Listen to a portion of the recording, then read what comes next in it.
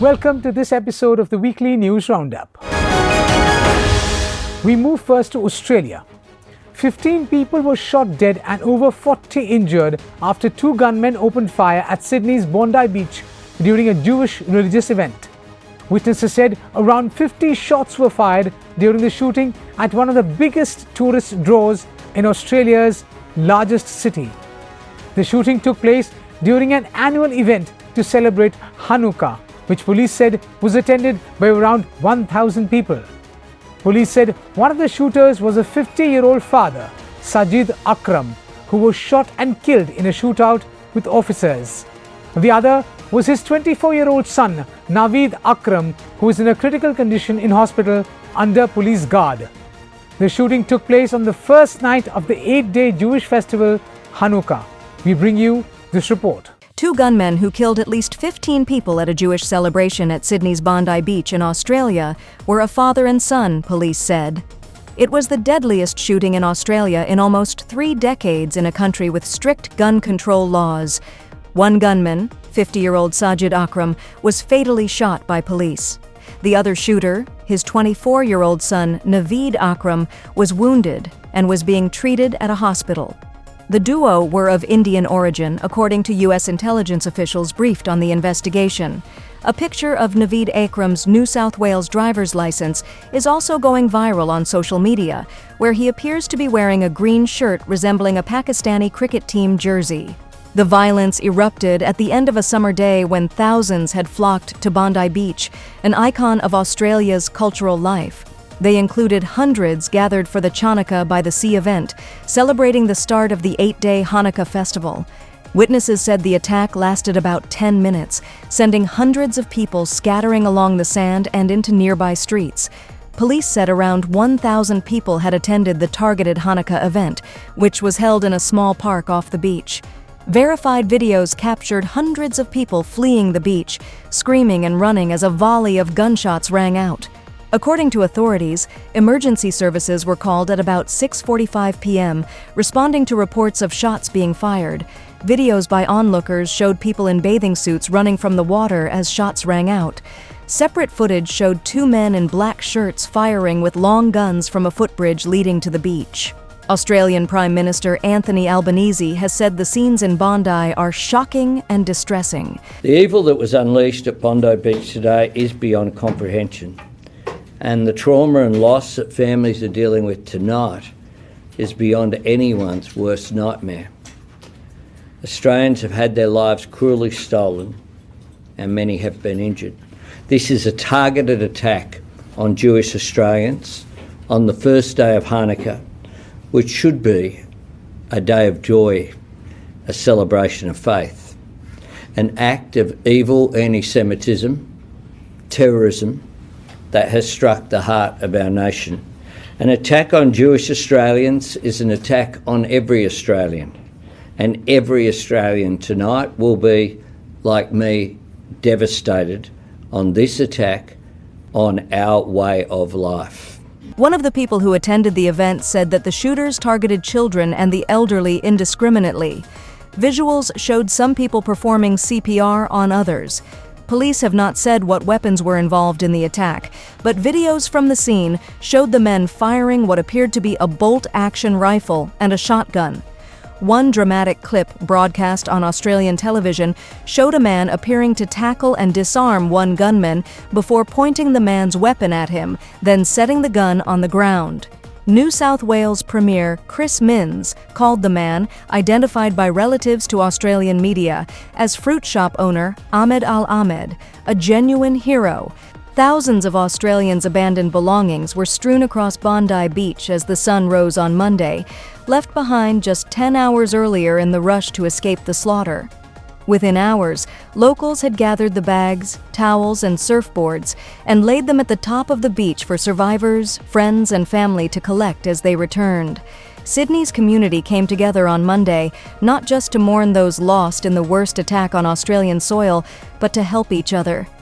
At dawn, mourners stared in silence at the ocean, and the cars left abandoned on the streets, still closed by police, searching for somewhere to direct their grief. We move now to the Russia-Ukraine war. And the Ukrainian Air Force said on social media that drones and missiles were seen across several regions of the country, including the capital Kiev. Ukraine's capital Kiev was rocked by several powerful explosions as authorities warned that the city was under the threat of a missile attack. The Ukrainian Air Force said on social media that drones and missiles were seen across several regions of the country, including Kiev. In a post on Telegram, Kiev Mayor Vitaly Klitschko said, "Explosions in the capital. Air defense forces are operating. Stay in shelters." We bring you this report. Reports from AFP and Reuters, quoting eyewitnesses, said several loud explosions were heard, some accompanied by bright flashes that turned the horizon orange.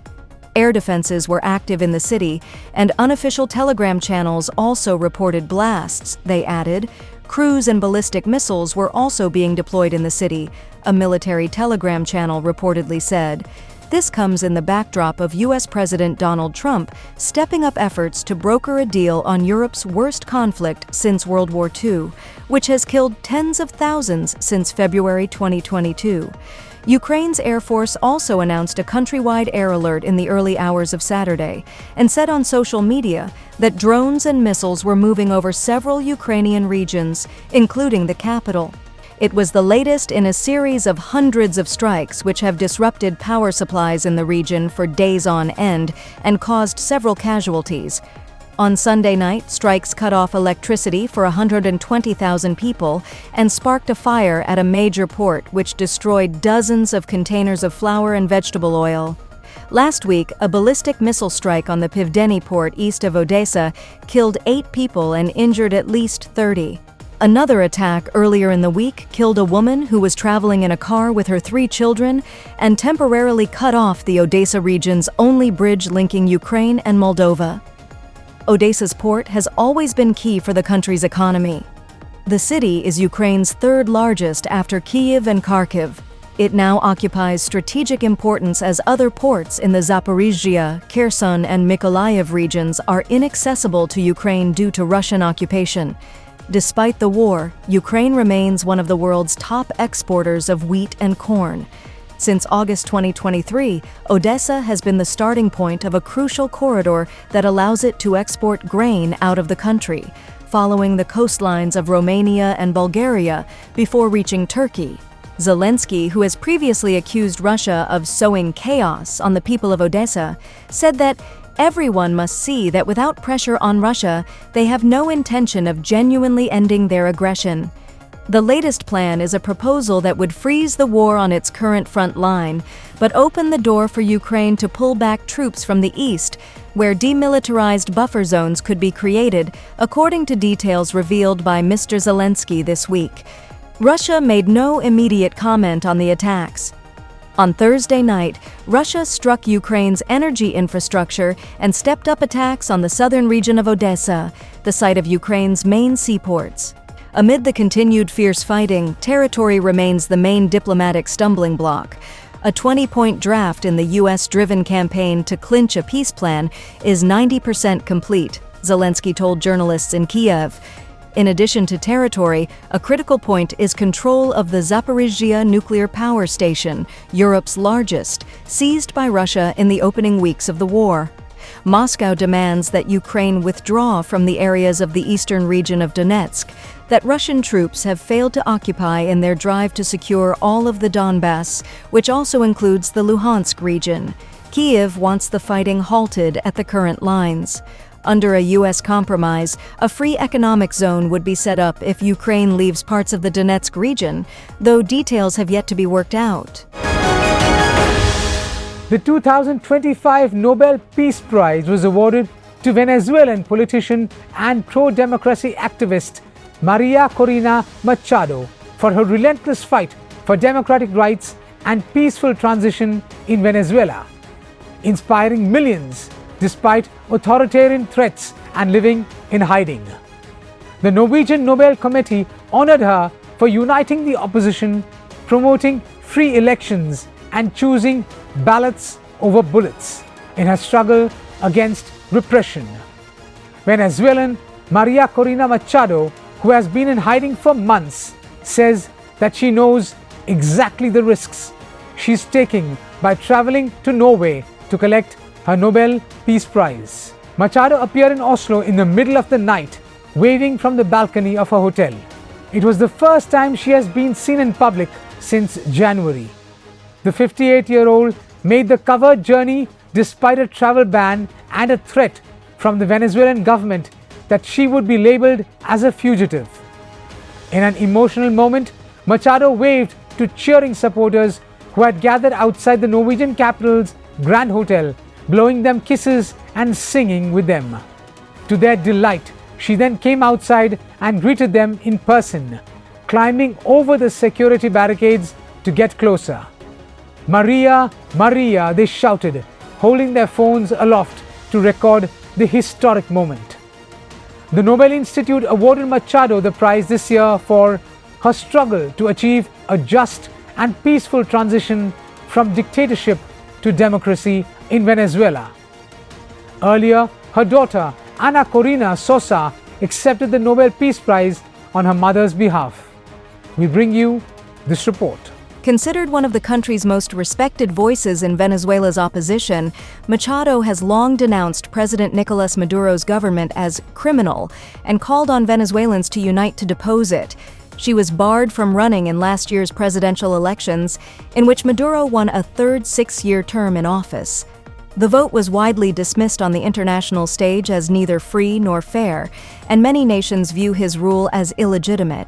The Maduro government has repeatedly threatened her with arrest, accusing her of calling for a foreign invasion and labeling her a separatist for protesting against the election results. Last month, Venezuela's Attorney General said Machado would be considered a fugitive if she traveled to Norway to collect her prize, saying she was accused of acts of conspiracy, incitement of hatred, and terrorism. It made her journey to Norway difficult and risky. The details of the trip were kept so tightly under wraps that even the Nobel Institute did not know where she was or whether she would be in Oslo in time for the prize ceremony. The Wall Street Journal reports that to escape Venezuela, Machado wore a disguise, managed to get through 10 military checkpoints without being caught, and sailed away on a wooden skiff from a coastal fishing village. The plan was 2 months in the making, it reports, citing a person close to the operation, and she was assisted by a Venezuelan network that helps people flee the country. The U.S. was also involved, the report says, but it is unclear to what extent. Machado did not deny these details, but also would not elaborate on the journey. She said, "They, meaning the Venezuelan government, say I'm a criminal and have to be in jail for the rest of my life, and they're looking for me. So leaving Venezuela today in these circumstances is very, very dangerous. I just want to say today that I'm here because many men and women risked their lives in order for me to arrive in Oslo." The mother of 3 had not seen her children in about 2 years, having sent them away from Venezuela for their own safety. In an interview after her balcony appearance, Machado said she had missed their graduations and the weddings of her daughter and one of her sons. For over 16 months, I haven't been able to hug or touch anyone. So it certainly has been a very profound sentiment, suddenly in a matter of few hours to be able to see the people I love most. Leaving Venezuela today in these circumstances is very, very dangerous. So I just want to say today that I'm here because many men and women risked their lives in order for me to arrive in Oslo. During the interview, Machado had many rosary beads hanging around her neck, which she said supporters had given to her outside the hotel. There has been much speculation about whether she will be able to safely return to Venezuela. "Of course I'm going back," she said. "I know exactly the risks I'm taking. I'm going to be in the place where I'm most useful for our cause," she continued. "Until a short time ago, the place I thought I had to be was Venezuela. The place I believe I have to be today, on behalf of our cause, is Oslo." Machado accused Maduro's regime of being funded by criminal activities such as drugs and human trafficking, repeating calls for the international community to help Venezuela cut those inflows of criminal resources. We need to address this regime not as a conventional dictatorship, but as a criminal structure, she said. Maduro has always vehemently denied being connected to cartels. When asked whether she would support a U.S. military strike on Venezuelan soil, given Washington's recent attacks on alleged drug vessels, Machado did not answer directly, but instead accused Maduro of giving away our sovereignty to criminal organizations. She added, saying, "We didn't want a war. We didn't look for it. It was Maduro who declared war on the Venezuelan people." Machado says she and her team are ready to form a government in Venezuela, and that she offered to sit down with Maduro's team to work out a peaceful transition, but they rejected it. Israeli Prime Minister Benjamin Netanyahu met the US President Donald Trump in Florida at Mar-a-Lago to discuss the situation in West Asia. During a joint press conference, Trump said that Hamas must disarm or be wiped out, while also threatening to strike Iran if Tehran rebuilds its nuclear program. Speaking after the meeting in Florida on Monday, Trump said Hamas disarmament was essential to any lasting peace in the region. He said Hamas will be given a very short period of time to disarm, warning that consequences would follow if the demand was ignored. He said the issue featured prominently in his talks with Israeli Prime Minister Benjamin Netanyahu on the Gaza ceasefire. This was the sixth meeting between Trump and Netanyahu since Trump took office in January. We bring you this report. United States President Donald Trump's bonhomie with Israeli Prime Minister Benjamin Netanyahu was on full display as the two leaders met in Florida on Monday to discuss the tensions in West Asia. During a press conference following their lunch meeting at Mar-a-Lago, Trump ramped up pressure on terror groups to disarm and threatened to bomb Iran if it attempts to grow its ballistic missile program. Speaking about the terror groups disarming, Trump added, saying, "There will be hell to pay if they don't disarm." He reiterated this view, saying disarmament was a non-negotiable step towards stability in Gaza. The two leaders emphasized that they were in broad agreement on most issues. However, there was still no clarity about when the second phase of the U.S.-brokered peace plan for Gaza will come into effect. The U.S. president said the issue dominated his discussions with Netanyahu and that the two leaders were closely aligned on how to proceed. "I think we came to a lot of conclusions," he said. "There's very little difference in what we're looking at and where we want to be, where we want to go." Asked about the dispute between Israel and terror groups over whether the Palestinian militant group in Gaza has indeed agreed to disarm, Trump said, "Well, we talked about Hamas and we talked about disarmament, and they're going to be given a very short period of time to disarm, and we'll see how that works out. Steve Witkoff and Jared Kushner will be in charge of that from our side, but if they don't disarm, as they agreed to do, they agreed to it, and then there'll be hell to pay for them. And we don't want that." He then claimed that some unnamed countries that previously supported them were now willing to attack the militants if they do not disarm. Now, if they're not going to disarm, those same countries will wipe out group, Trump said. The president's claims seem to be in reference to the International Stabilization Force authorized by the UN Security Council as part of the Gaza ceasefire agreement. None of the nations that could take part in that force, however, have pledged to do anything other than serve as peacekeepers. President Trump also voiced support for new Israeli strikes on Iran over missile program. As soon as he greeted Netanyahu, Trump was asked if he would support a new Israeli attack on Iran to curb its ballistic missile capabilities, which the Israeli Prime Minister was reportedly pressing for. "If they will continue with the missiles, yes," Trump said.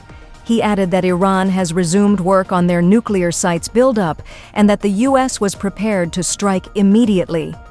Speaking of Iran, "I hope they're not trying to build up again, because if they are, we're going to have no choice but very quickly eradicate that buildup. So I hope Iran is not trying to build up, as I've been reading that they're building up weapons and other things," the president said. "I hope they're not doing it, because we don't want to waste the fuel on a B-2. It's a 37-hour trip both ways," Trump added. "I don't want to waste a lot of fuel." Yet he drew the line at regime change, something Israel seemed to be aiming at last summer when it expanded attacks beyond military installations to target several Revolutionary Guard commanders.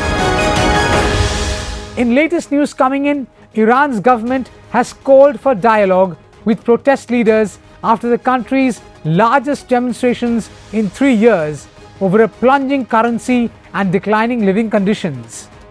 Protests started on Sunday after Iran's currency fell to a record low against the US dollar, causing traders and shopkeepers to close their stores in downtown Tehran. This was accompanied by mass protests in the capital as well as in major cities including Isfahan, Shiraz and Mashhad. Protesters chanted anti-government slogans and videos on social media showing demonstrators chanting, "Don't be afraid, we are together," and Azadi, the Farsi word for freedom. Footage also showed Iranian police in riot gear shooting tear gas at protesters.